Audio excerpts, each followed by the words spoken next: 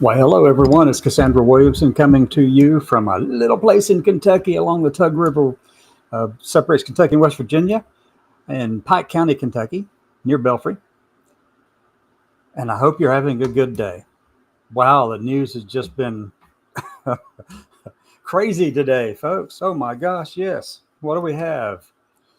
The inevitable breakup between Musk and Trump. It is making the news, and they're threatening each other left and right. And and Musk is saying he's going to decommission the Dragon spacecraft, but then he's also got another one in development anyway to replace the Dragon.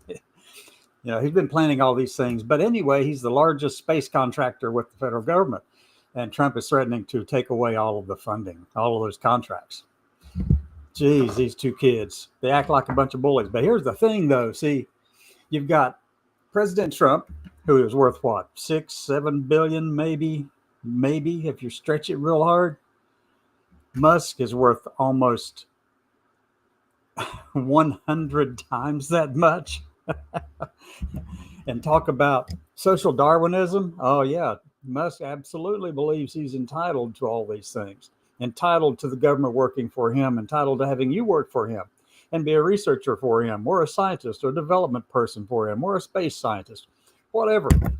Good for him. I'm glad that he's capable of doing all those things. And I actually wish him much, much, much success in getting to the moon, setting up people there, setting up a star base on the moon and on Mars as well. I mean, those visions are very admirable and well worth our time to invest in. As I said nearly 15 years ago in a study that I did about all of this. But the blow up between these two, Musk made a big announcement today saying that Trump was on the Epstein Island. Most anybody who's thought about it at all, they know that the reason this is being held up and not released is because there are some people within Trump's orbit, maybe Trump himself, who were actually there and doing things they shouldn't have been doing. Yes. No proof yet. It's not likely to become public, though, until after all of this is settled and you and I are long gone. Oh, my gosh. It's just been one news day after another. News day right here today. In one day, we had a lot of stuff going on. But guess what they didn't talk about on the 5 today? TDS. And I don't mean Trump derangement syndrome. I mean transgender derangement syndrome. That's what Fox has got. They've got TDS, but it's just transgender derangement syndrome. They think that all transgender people are just bad people and evil and all of that. And they accuse everybody else of having TDS with Trump derangement syndrome, and everybody's, whatever. That's what I got to say about that. Whatever, okay? So now we got the two biggest players in the country, Musk and Trump, battling it out on X and on Truth Social or whatever, and wherever else they can. And, most of us are looking at it going, well, we knew it was coming. We told you it was coming. I remember reading someone saying, that breakup is coming. And when it happens, oh my gosh, what's going to happen? Yep, exactly. Well, here it is. Now, look, the Democratic Party does not need Trump and does not need Musk in it. And I'll tell you why. One, he's already shown his true colors. He's going out there and trying to make sure that this big, beautiful, ugly bill actually does more damage to the infrastructure of the government, the federal government. He wants it to be stripped even more, which would take away all of the money that it can possibly go to everybody who is on Social Security. And, even though that's supposed to be protected by our wages and stuff going into it, Medicare, Medicaid, and all that kind of stuff, they have wanted to cut those things since before Eisenhower was president. Yeah, I've read some of the letters where Eisenhower talked about it. But they're wanting to do this. They're wanting to get it all cut down. You know why, though? That way they put some more money in their pockets. That's really what this is about. It lines their pockets. It gives more money for the pet projects that they have. And when Musk and Trump were working together, then Musk had a sense that he would probably continue receiving more money from that federal tit there. He knew that he would probably just keep on going with it. And that's what his hope was. But now that they have broken up, and, let me just put it this way. I hope they resolve their differences. I hate seeing two grown kids, schoolyard bullies, fighting it out. And both of them are going to end up with bloody noses out of it. I don't want Musk in the Democratic Party because he also has a transgender daughter that he has disowned. And that's one of the biggest motivations for him to be in this conservative space anyway, because he is the force behind the attacks on all these transgender people. Yes, the Heritage Foundation has been after them too, but put Musk in there with all of his money and his resources and his connections, it becomes something put on steroids. And now it can't be stopped. It's just full force, full bore ahead right now. And who knows where this will go with Trump and Musk? And who knows? Who knows? It could be resolved in a little time, or it couldn't be, because Trump has a very thin skin, and probably so does Musk. I don't know for sure, but I know that Trump does. You can go over there and scratch just a little bit. He's going to start crying and whining and yelling and screaming and try to ban you and everything about you now that he's in power to do it. That's right. That's who he is, folks. That's the psychology of this man. Anyway, enough on that. That's all they've been talking about all day long, and I am just tired of it. However, what's really funny is to see Greg Gutfeld on the 5 having a breakdown over these two grown children fighting each other publicly. Greg is saying, I hate seeing this stuff. I hate seeing this between two grown, I'm going to call them kids. They're still kids. They're both just bullies. But so, and he says, like having your parents fighting. Greg, you've got misplaced ideas for what parenting is. No parent I know is a bully. Well, they shouldn't be. They are. There's a lot of bullies out there who are bullying their LGBTQ plus kids day in and day out all the time. And it's because of the rhetoric that comes out of the things such as the 5, the fake 5, Jesse, the fake 5. So today they spent a lot of time talking about Musk and Trump's little squabble. And Greg just absolutely was blowing his top over that one. He said, they shouldn't be fighting in public like this. It needs to stop now. And at the same time, he's encouraging the fighting to continue over on the Democratic side. The hypocrisy is just astounding. And they can't seem to grasp the idea that that's what this is. It's very much hypocrisy. Exactly what it is. They're trying to tell Trump and Musk to get it down, get it out of the public. Don't make it such a big thing anymore. Drop this down before it influences everything. But at the same time, they're going over and feeding and pushing and prodding anything to do with President Biden or any of the books that have been written or about to be written, all the tell-alls that should not be out there. These people should have been loyal to him and kept their darn mouths shut. You would think there would be some kind of non-disclosure clause if you work for the federal government, right? There should be. Anyway, but people want to know. They have inquiring minds. And if you know what their inquiry is, then you know what that actually means. Right. It's not good. Right, exactly.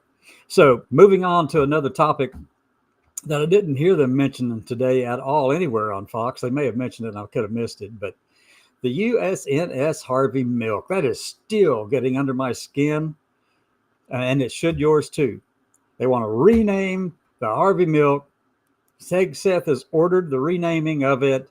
And there's only one reason for it. It's cruelty. And especially since the announcement's going to be made, I think it's on the 14th of June, in the middle of the month, in the middle of Pride Month, right in the middle of it. It's cruelty. Plain and simple. That's all it is. Cruelty, cruelty. That's what these people are. They encourage parents to be mean to their LGBT and T kids. Kick them out if they don't adjust, or send them to camp and have somebody forcefully convert them back. Jeez, that stuff doesn't work, folks. It does not work. If anyone could prove it to you, it would have been Alan Turing, but you all don't even know who he is, do you? You should. He's the genius who broke the Enigma code during World War II, who was also a gay man, who also went forced to go through electroshock therapy because he was gay. Yeah, that's what we're looking at, folks. That's the kind of stuff that they want to get back to. There are reports from within the Republican Party, the conservative movement within the Republican Party, that they want to reinstitute these mental health institutions that had been around and closed because they were not effective, because they were causing more harm than good, but yet they want to bring them back. Who do you think they want to put in there? Any guesses? I can tell you. You're looking at them. Gays and lesbians, bisexual people, gender fluid people, transgender people. That's what they were looking to do. If you can't get it converted out of them by prayer, they're going to put you back in the mental health institution.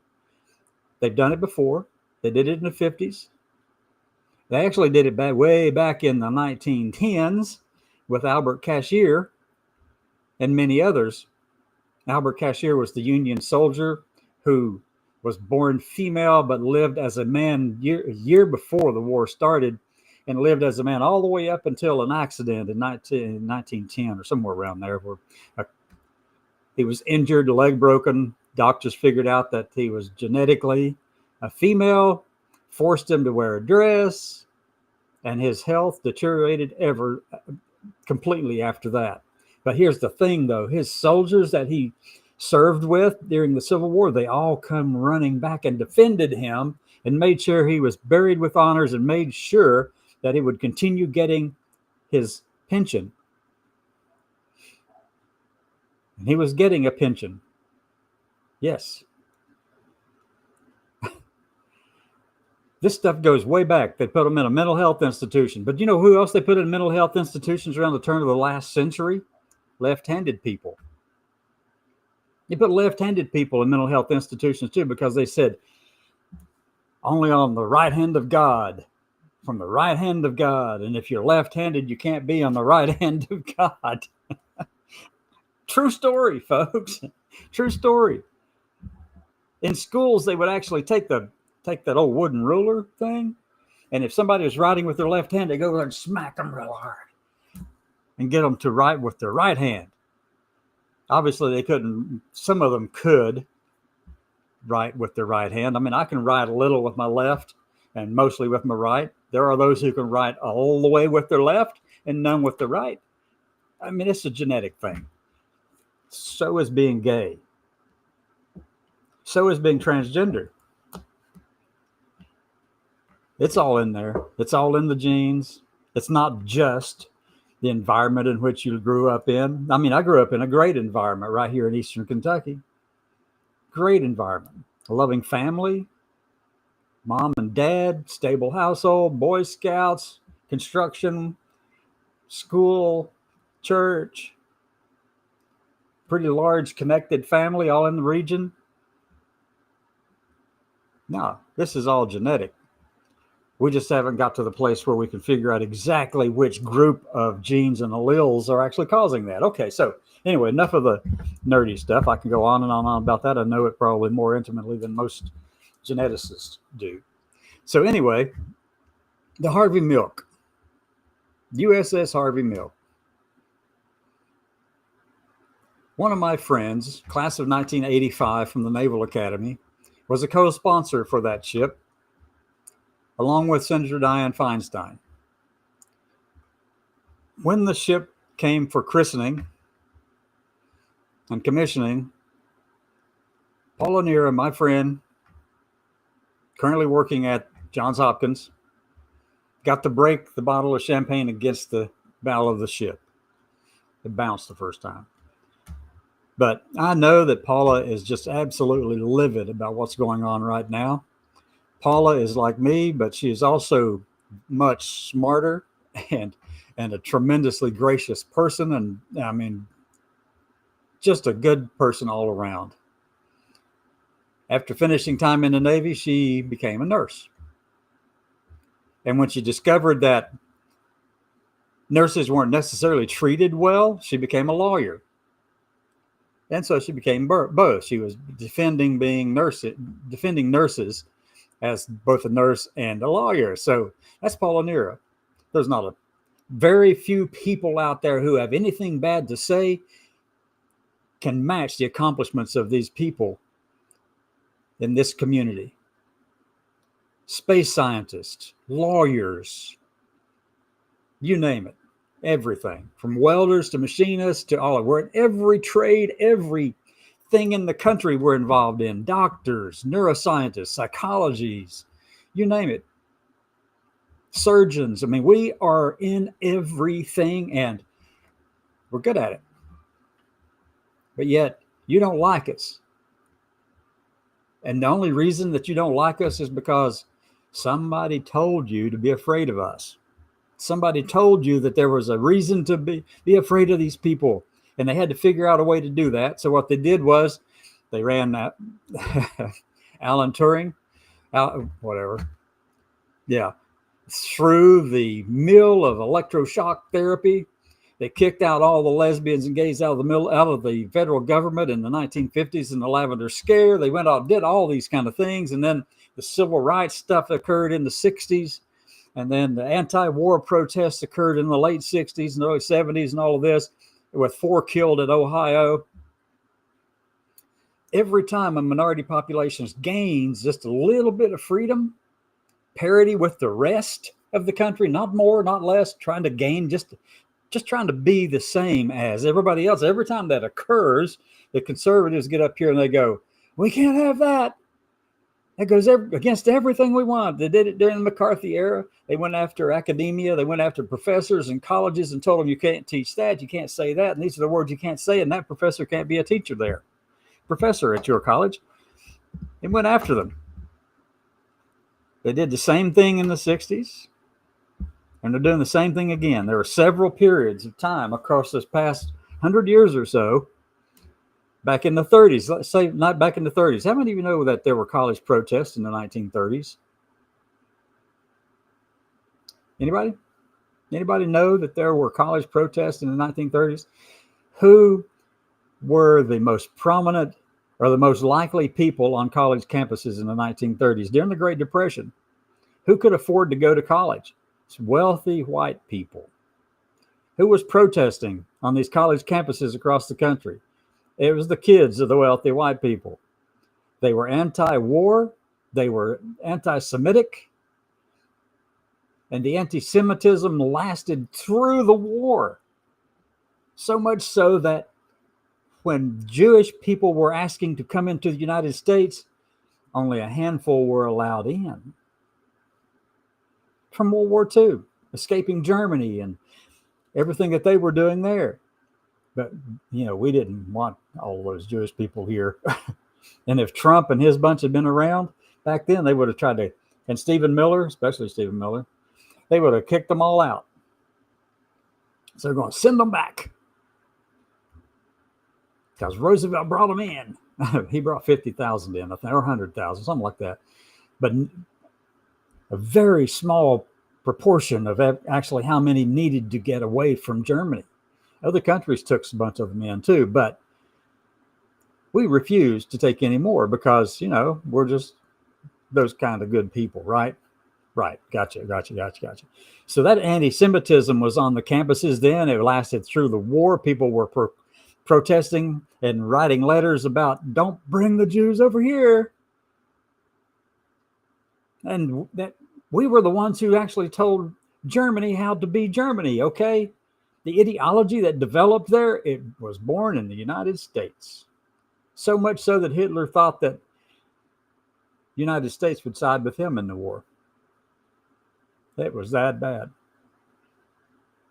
Yeah. I mean, we export our extremism. And all you have to do is go looking across the world today. What's going on? Alliance Defending Freedom is over here talking to Viktor Orban, encouraging him to be even more extreme. You got J.D. Vance going into Germany and saying, you're not doing right. You're closing down all the far right groups. Well, Germany's got a little bit of experience in that category. They're a little bit more wise to what's going on in that category. I would think we would just kind of follow Germany's lead on that one, wouldn't you? You're going into England and saying, "Oh, you got your far right groups. You're not letting them speak up." These people know a little bit more about what we do. We have been the ones to plant the seeds of the garbage that we end up having to fight a war over. Yeah, it comes back on us most of the time because we are a freedom-loving people. We are independent thinkers. We do believe in those things, and we encourage that, and that's all good and fine, but we have no idea of how to control the extremists within those organizations and get them to kind of back off. But you can't, because constitutionally they're protected, as they should be. So what you have to do is ride out the cycles. Conservatives stamp down the freedoms and the parity-seeking minority populations, LGBT people, and the racial minorities and ethnic minorities and all that. They kind of stamp them all down when they think like they're getting. When conservatives think they're getting the big head, they go squash.